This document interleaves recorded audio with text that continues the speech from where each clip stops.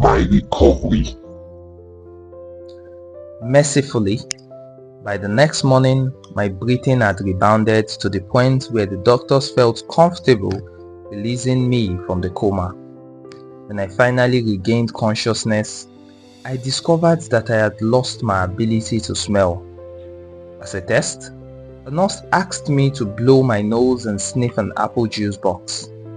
My sense of smell returned, but to everyone's surprise, the act of blowing my nose forced air through the fractures in my eye socket and pushed my left eye outward. My eyeball bulged out of the socket, held precariously in place by my eyelid and the optic nerve attaching my eye to my brain. The ophthalmologist said my eye would gradually slide back into place as the air seeped out, but it was hard to tell how long this would take. It was scheduled for surgery 1 week later, which would allow me some additional time to heal.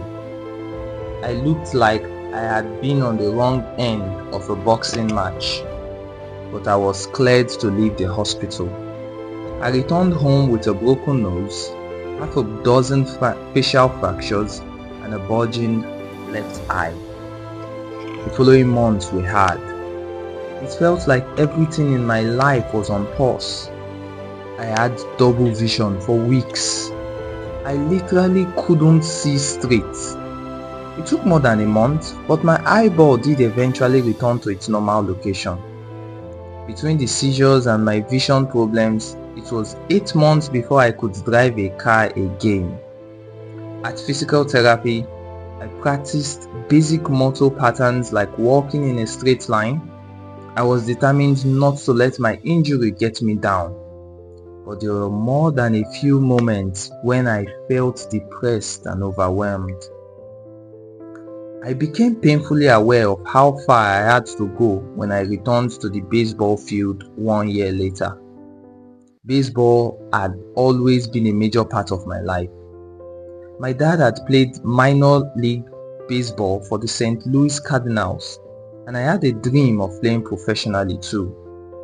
After months of rehabilitation, what I wanted more than anything was to get back on the field. But my return to baseball was not smooth. When the season rolled around, I was the only junior to be cut from the varsity baseball team. I was sent down to play with the sophomores on junior varsity. I had been playing since age 4, and for someone who had spent so much time and effort on the sport, getting cut was humiliating. I vividly remember the day it happened. I sat in my car and cried as I flipped through the radio, desperately searching for a song that would make me feel better. After a year of self-doubt, I managed to make the varsity team as a senior, but I rarely made it on the field. In total, I played 11 innings of high school varsity baseball, barely more than a single game. Despite my lackluster high school career, I still believed I could become a great player, and I knew that if things were going to improve, I was the one responsible for making it happen.